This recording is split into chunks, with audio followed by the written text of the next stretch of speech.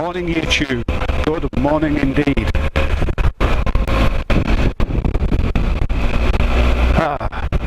You joined me on the very, at the moment at least, rare non-rainy day in the UK. It's been absolutely, as we like to say in the UK, pissing it down constantly for like the last week.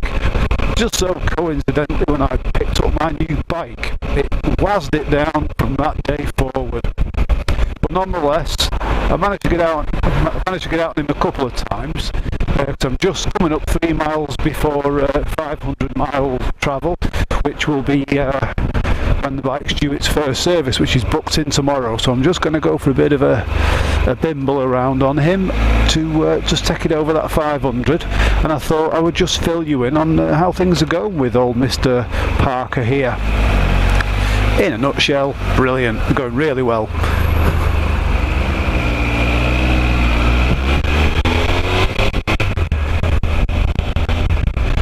Like I was saying, the rain has been hampering any serious usage of my bike, which is a bit, I know I'm being a bit soft, because I did say I was going to ride him in all weathers, and I have ridden him in some pretty atrocious rain. I went to a town on the eastern seaboard of the UK yesterday called Skegness. It's an old-fashioned English seaside town, an old resort town, and a bit of a 350 sort of round trip, taking the long and scenic routes. And Richard Parker behaved absolutely impeccably, totally proving the concept of what I bought him for, to do long distance on is in a full day. So again, I've not ridden him quite enough yet to give you a full sort of review on him, so I'm going to hold off on that for now. But I had I had a look back through my reveal video, which I do apologise, wasn't best ever. I was a little bit under the gun doing it. It was going dark, it was about to rain, and the rain forecast was solid for the next week, so I just wouldn't have had the chance to do a reveal video for at least, well, until sort of yesterday or today. So I thought, well, I'll just get something out there just to get it out there, because I've been itching too much to do it. But what I feel like is I didn't really go into enough detail as to what my rationale and thought process were into choosing this bike over the, you know, well-tested and comprehensive shortlist of the competitors. So I'm just going to go through a little bit of what I thought about each of the bikes that I you know, neglected and didn't choose, over why I actually ended up going off the list and going for this one, when you know, I was quite clearly very enthused about the 800. And starting with the Tiger 800, what I felt with that bike was it was beautiful to ride. It was really nice bike. It was very nimble, very sort of zingy and revvy, which was good when you weren't on a long motorway or freeway or anything like that. It was great on roads like I'm on now. You know, it cornered well, although there was a little bit of vagueness in the front wheel, which I may put down to the choice of tyres that it had, because on Richard Parker here it's got the Metzeler Tourance tyres, and these are so much better than the Pirelli Scorpion or Scorpio tyres, whatever they're called. That is an epic place to fucking stop, you old dick. It's probably broken down, but why would a brand new Jaguar be broken down? Anyway, so the Triumph Tiger 800 XRX, or the XRA, is it the top end, the one that I was looking at? When I sort of decided that the Triumph was going to be the bike,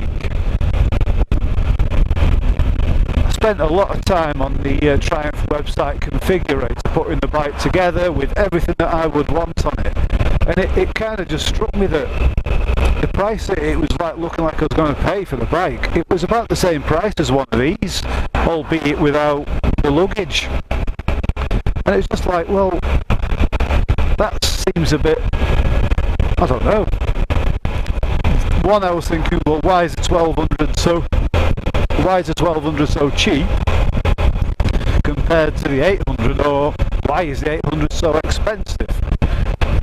So I played with the configurator on the 1200, and it was like, But I was very reticent about the fuel economy on the 1200, because I'd looked on websites like fuely.com and all that, and it didn't come up as being very good. But as I was going to Triumph anyway, I thought, well, I'll risk it for a biscuit. I'll take out the Explorer 1200 Tiger and see what that's like, and I did, and the rest is history, because it blew me away at just how good this is on its fuel. It does pretty much mixed cycle, highway and motorway. It does about the same as the 800, maybe 1 or 2 mpg less if ridden normally. Now the 800, if you just rode it around like an old man and just trickled it away on the motorway at 50 miles per hour, then yeah, you're going to get 70 odd miles per gallon out of it. But you don't when you do 70 miles an hour, which is what you're going to be doing most of the time. It does like 58 to 60 miles per gallon. This does like 62 miles per gallon on the motorway. And it does 55 miles per gallon mixed cycle, which is about the same as the 800. And albeit it's not as nimble as the 800, and it's a lot heavier, it's, for me, it's the better choice, because it tours better, it sits on the motorway in lower revs. You don't feel like it's labouring so much like the 800 did at 70 miles an hour. This, at 70 miles an hour, it's hardly ticking over, it's barely just whispering along. Whereas the Triumph 800 was revving out to 5,000, whereas this is at 4,000 at 70, and it just felt like the bike was having to do a bit more work, which was reflected in its MPG. So that was why I chose this, really, over the 800. That and a bit more extra load carrying capacity, and it would probably be better if I ever meet a Mrs. Veefour who wants to come for a ride with me on the back. So this kind of just made more sense all round. Now, about the other two also rans, the BMW R1200GS and the Ducati Multistrada DVT. Now, with those two, the Ducati, I mean, I didn't really, just to keep a bit of mystery going with the, listen to me, mystery, sound like some kind of low-rent bloody Fox production. Just for a bit of sort of interest in the decision choice from a viewer's point of view, I kept my true feelings about the Ducati pretty much well hidden. I didn't really like it from the off. I got used to it and I enjoyed riding it as an experience. It was nice, but it just didn't feel right. Quite an ineffable way, really. It's not that the bike is a bad bike, because it isn't. It's a beautiful bike, and it handles lovely, and it's quite quick and pokey. And if, say, for example, I was in the market just for a one bike, one that I could ride like I do Tessie at the weekends, that's a bit sporty and quick and handles well, and one that I could throw luggage on and go for touring, maybe the Ducati would have been the better choice. But it crossed over too much with the capabilities of my Aprilia to sort of justify having another exotic Italian bike. And I was put off by a number of things. A big one being the service intervals on the bike, because it needs a major service every 8,000 miles, which on this DVT system involves a fairly involved takedown of the cylinder heads to adjust the DVT and all that. And apparently you're looking at, like reports from America, but it's like $1,000 service every time. And that every 8,000, well, for me, that's going to be needing a service about every 14-15 months with the way I ride. So it just struck me as being the running costs on the Ducati would be more. The MPG was okay on the motorways, but in mixed cycle urban riding, it it wasn't that good. It sort of dropped to the like 45 mpg, and the price of it was fairly expensive, and I did have my doubts about the reliability of it as well, whether it would be I could rely on it to set me thousands of miles with it incident free.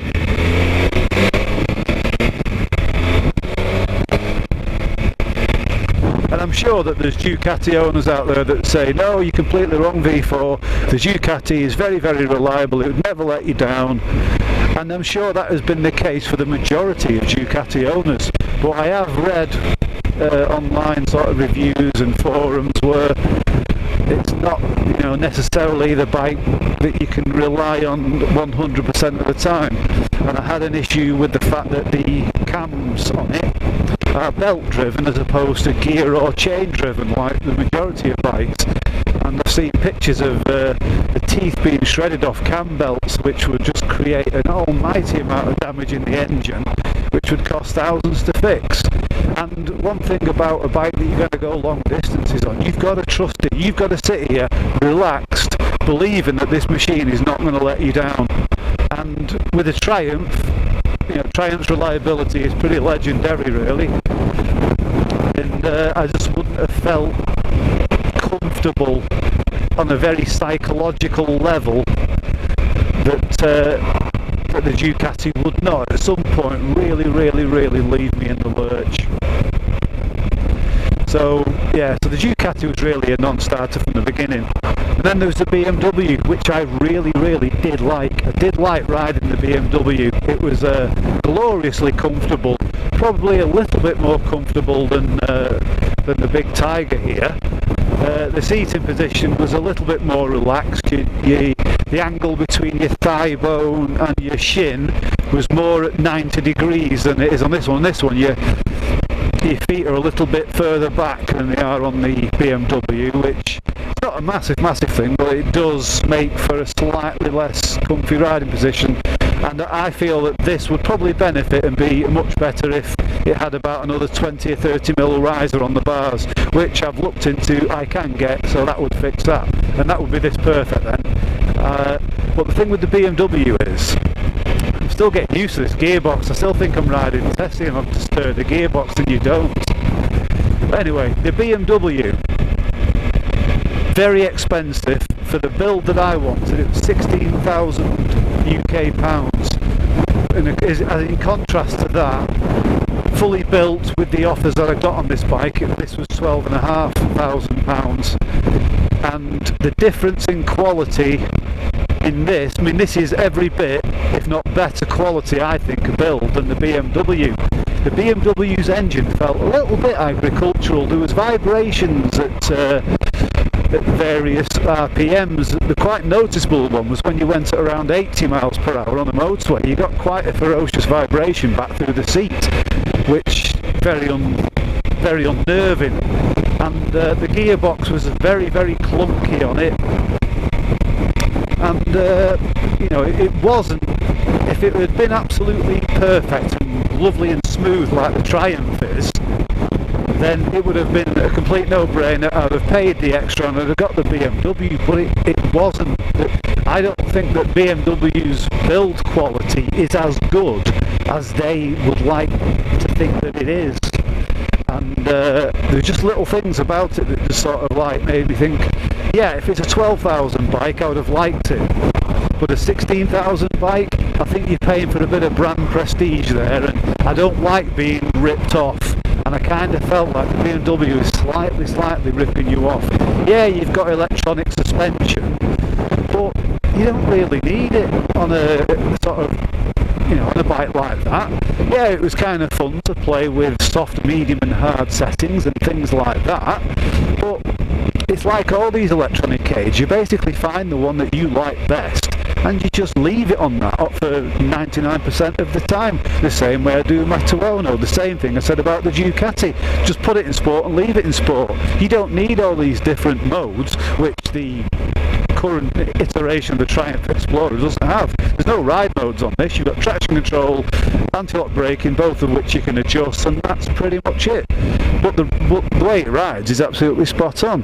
Whereas the BMW rain mode, sport mode, well, dynamic mode, rider mode, all off-road mode, well, if you're riding in the rain, then just be a bit lighter on your throttle. It's about rider skill. You don't need a mode to make the bike safer to ride in the rain.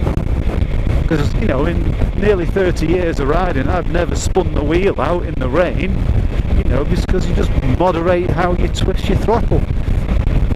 So the BMW, as good as it was, as much as I liked it, and it handled lovely. It's probably handled a little bit better than Richard Parker here, who does handle excellently, by the way.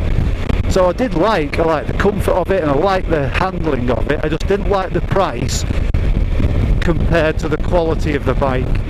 And I just felt I can't bring myself to spend that much money on a bike which isn't perfect for the money that you're paying for it.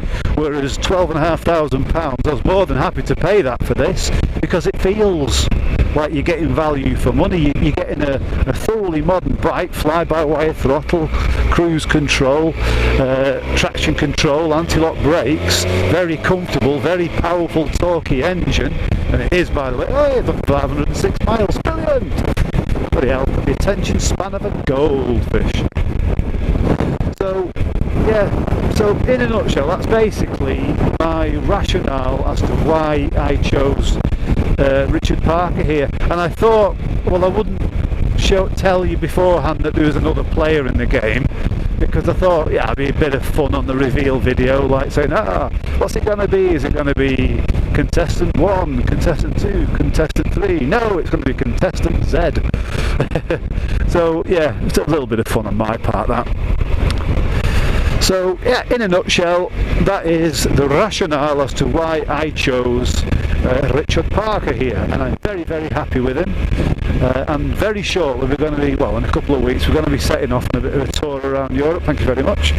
And I'll do a bit of a video diary from that. I've got some new luggage to put on him. I've got a full set of Jivy, what's it called? Jivy Outback, well, God knows what it's called. Jivy Tourer Outback or something. It's the aluminium luggage. It's very pretty nice, and it certainly looks a lot nicer than the Triumph's horrible boxy, clunky, rattly things, which get very bad reviews. So I'll be fitting them on the next clear day, and I might do a bit of a how-to video on that.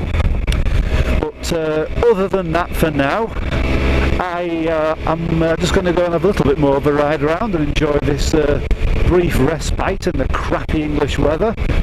And I will, as always, see you later. So please always keep it shiny side up, kids. Veefour loves you all. Bye bye.